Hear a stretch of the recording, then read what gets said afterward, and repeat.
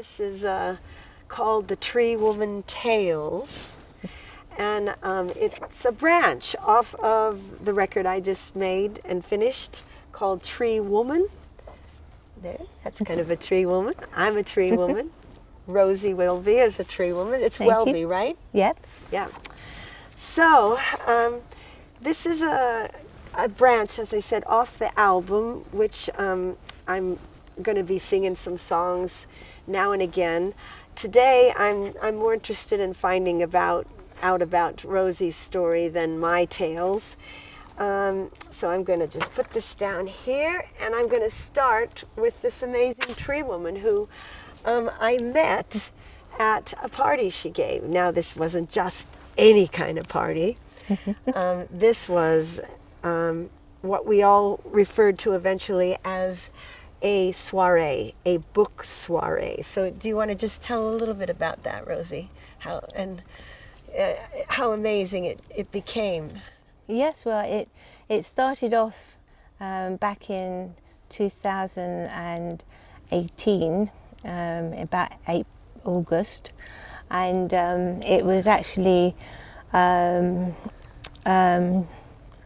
just a few friends that would come round to actually take away my partner's books, as he's got 15,000 of them.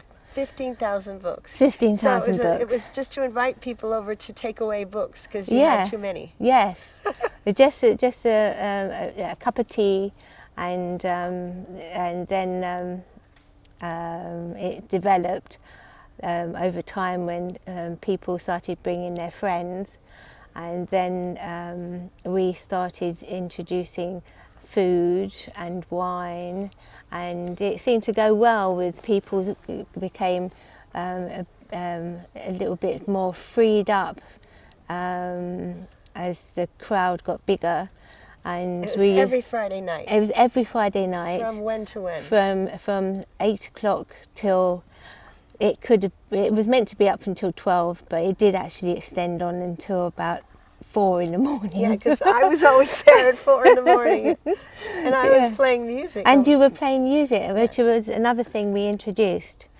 Ron is a musician, and he actually plays the piano and guitar, and then and sings, and beautifully. Holly kindly sang with him beautifully.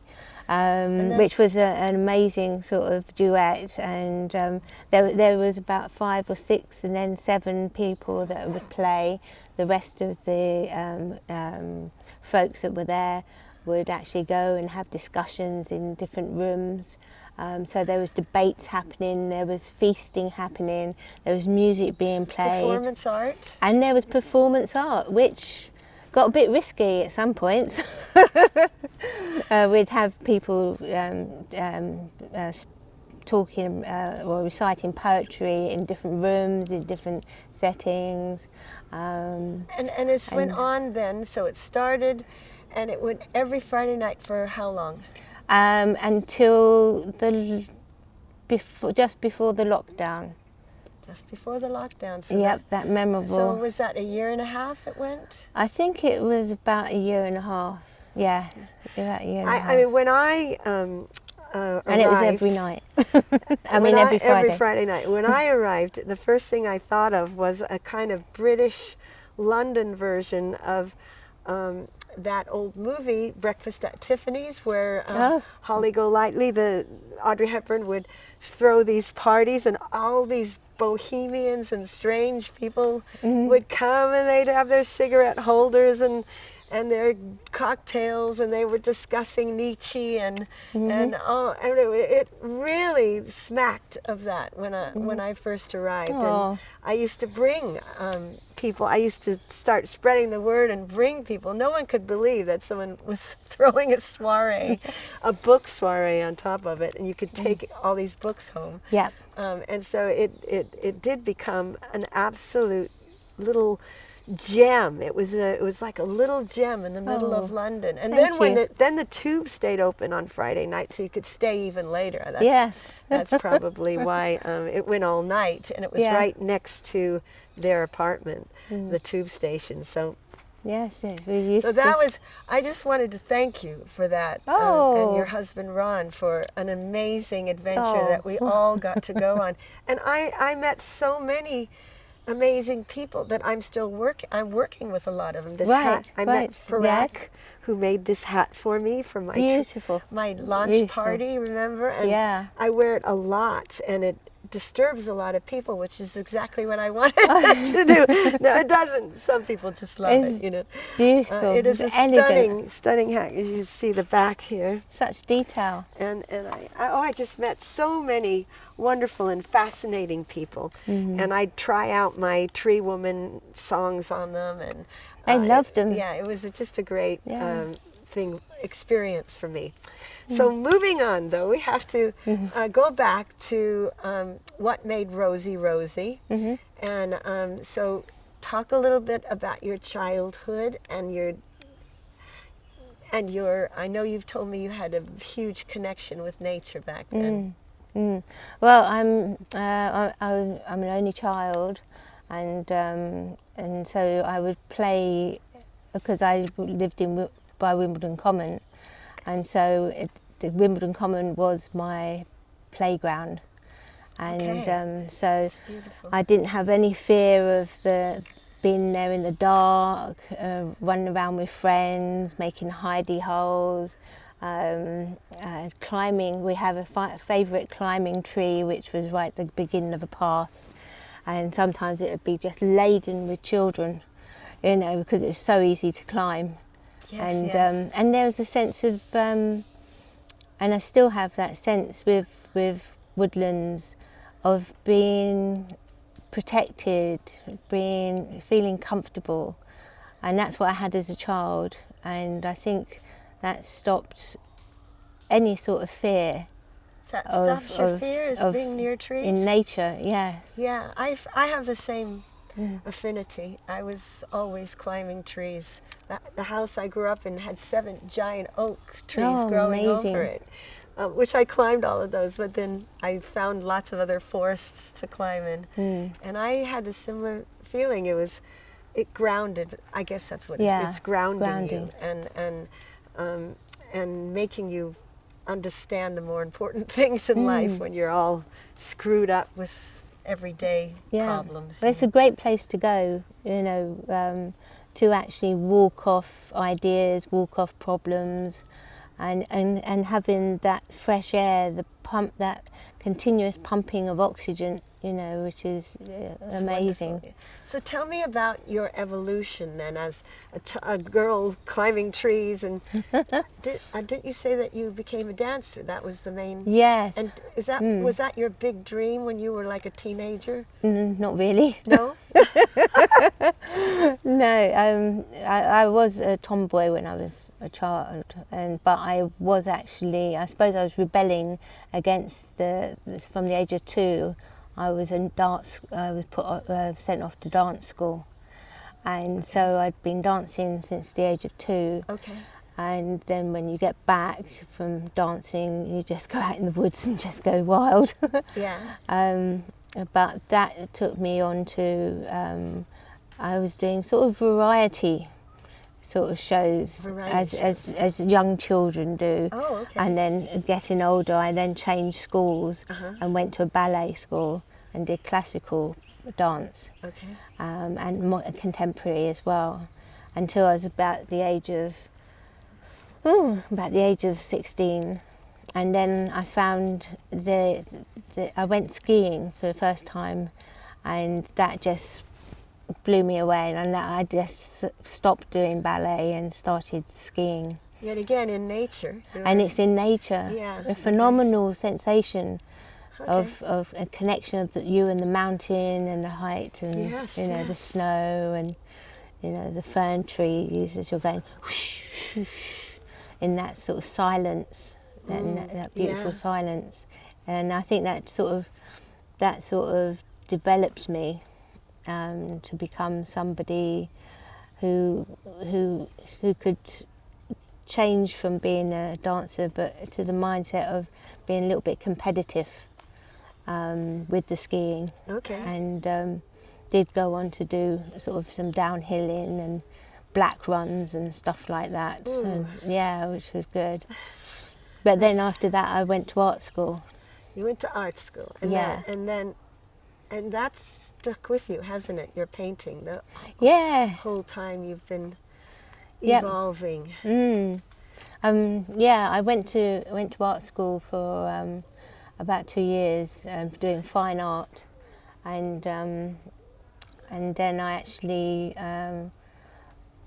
decided to.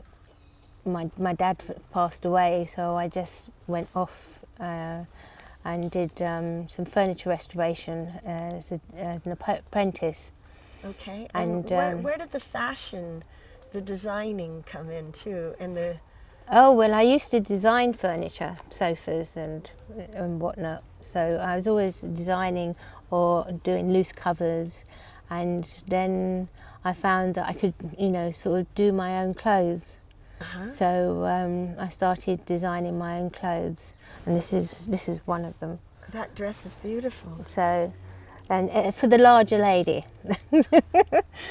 And yeah. And then you paint. You do these little miniature paintings. Yeah, I'm sort of. It was really the miniature paintings were all to do with honing my spaghetti, high-speed spaghetti thoughts.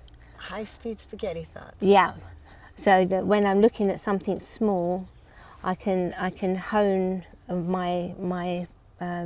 myself to organise myself in a small space and allow the excess energy and thoughts, disappear. That's interesting. So it's one way of it's sort of therapeutic, in other words. So I can be alone with a piece and focused. I see. Yeah. I see. I have done big ones, but small ones are more therapeutic. Meditative thing. In Yeah, a way. You meditate on the painting. Yeah, total focus. So, okay.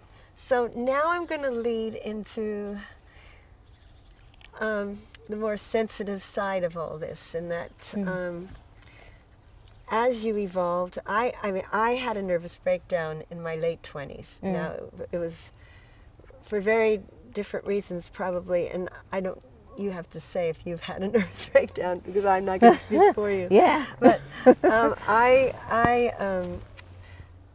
it was all about the music business and things that had gone wrong in my career and my record deals, and I just fell apart in my late 30s, and I chose a different way of performing in my 30s, which was a performance art show that went on for 10 years called the Fragile Human Monster Show, and it was about falling apart emotionally and musically in front of people. And that was my therapy that got me back to eventually, slowly but surely, choosing happiness over unhappiness, which I think all people, not just women, but all people go through these changes and decades of trying to figure out what's going to make them happy and what is their purpose. It's all sort of cliche stuff, but it's absolutely, in my life anyway, it was very true. But I know that you started getting, which I think the women out there that are kind of on the brink all the time of falling apart would like to hear your story. So you were saying to me one day that you go ahead. Oh, well, I found loss was difficult when I lost my dad. Well, there were certain things in childhood. I think at the age of 5, I actually found out that my dad wasn't my dad. Okay. And he was actually my stepfather, but he had held me when I was born. I see. And so my mother had an affair. Okay. And during the 60s, it was a taboo thing. Yeah, and sure. So everything was hush hush. So I was brought up in a sense of not saying anything, keep everything quiet, keep everything as a secret. So it was a skeleton in the closet type thing. Okay. There was an elephant in the room. Yeah. And so I grew up with this, and so I found that I lost my voice, and I lost a little bit of respect for adults because they don't. I realised they don't all speak the truth.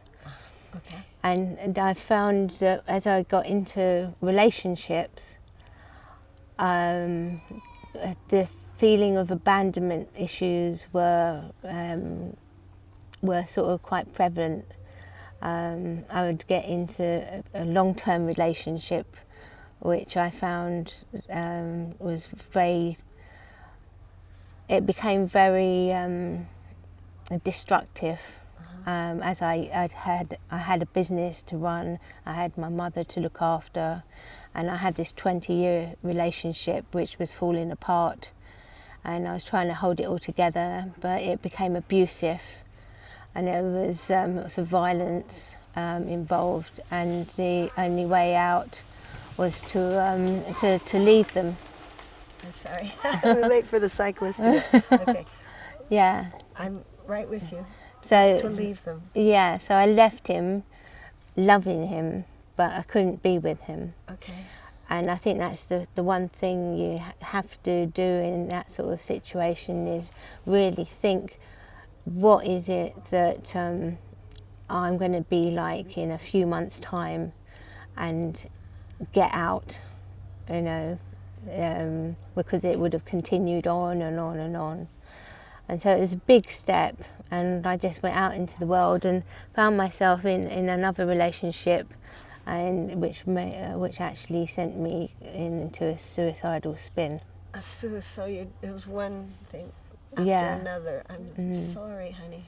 Yeah, it was a combination of not really knowing how to cope with male violence, the male anger, and I felt that I had the ability to bring it out in partners, and so I then became quite depressed.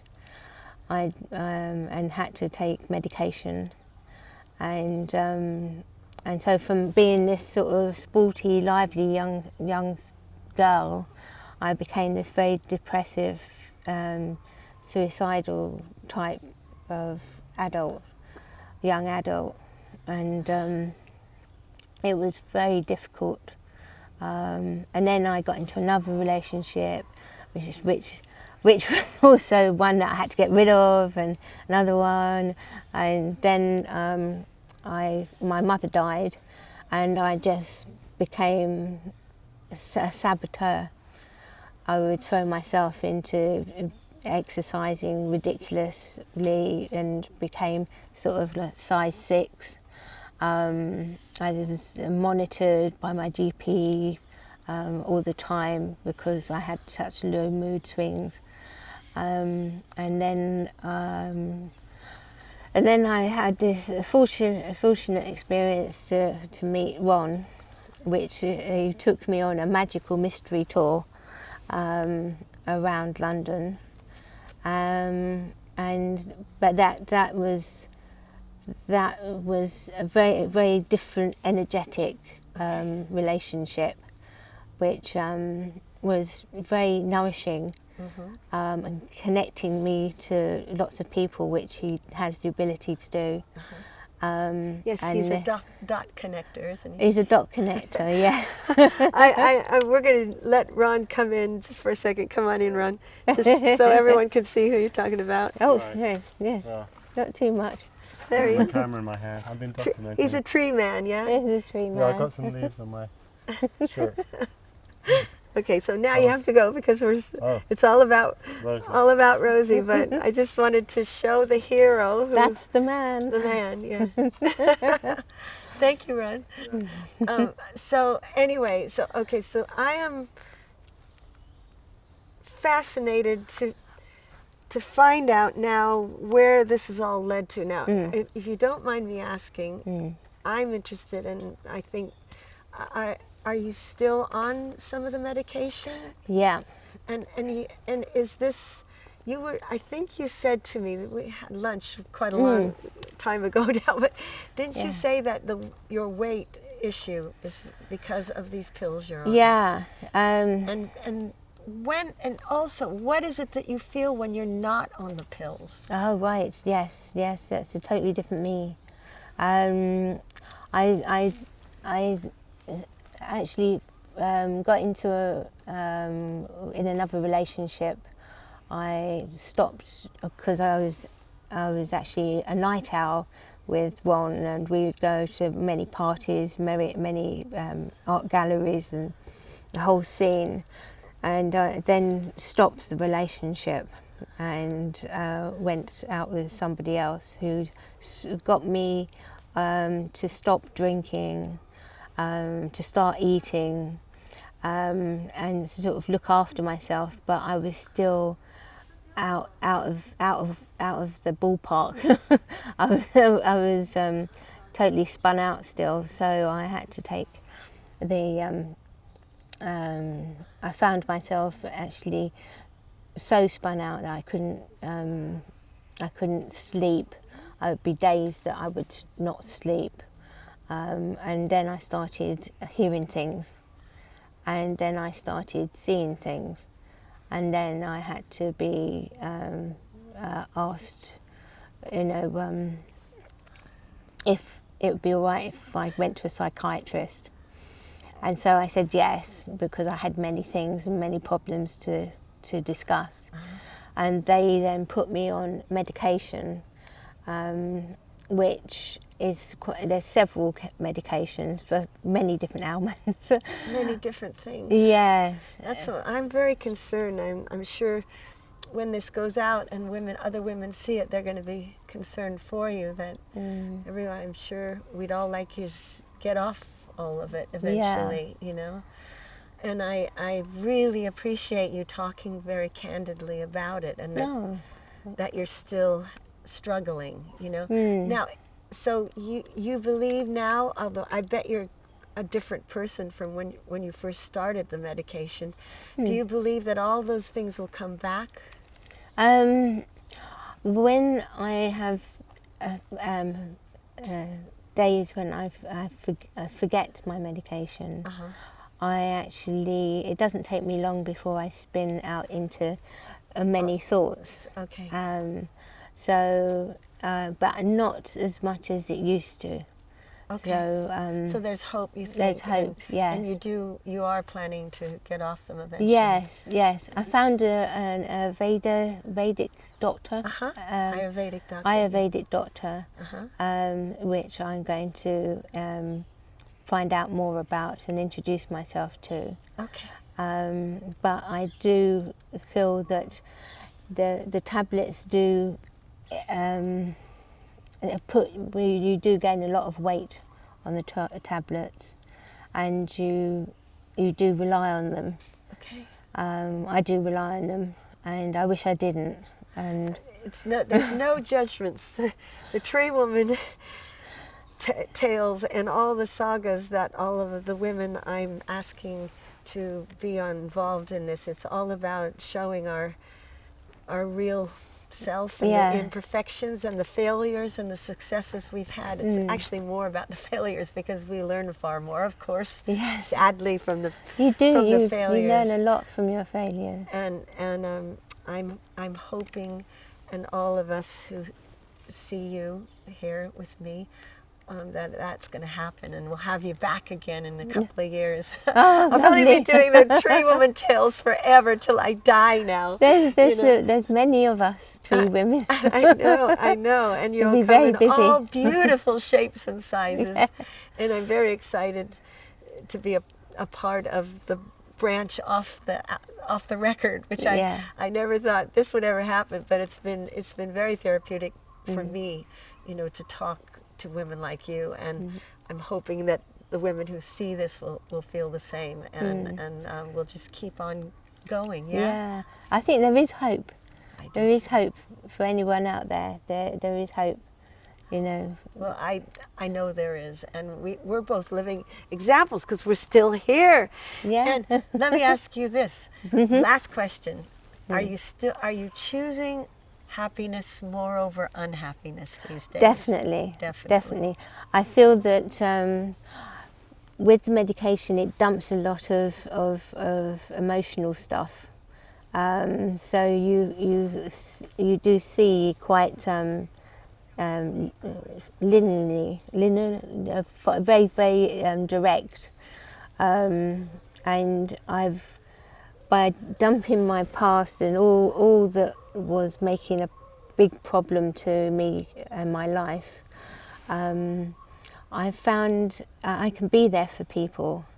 I can not only be there for me, but I can be there for people. Okay. And that has been the biggest joy, to actually be able to connect.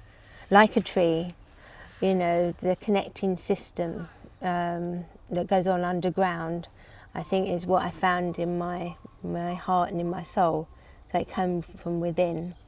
And it's been a beautiful experience, meeting you and everybody at the soirees.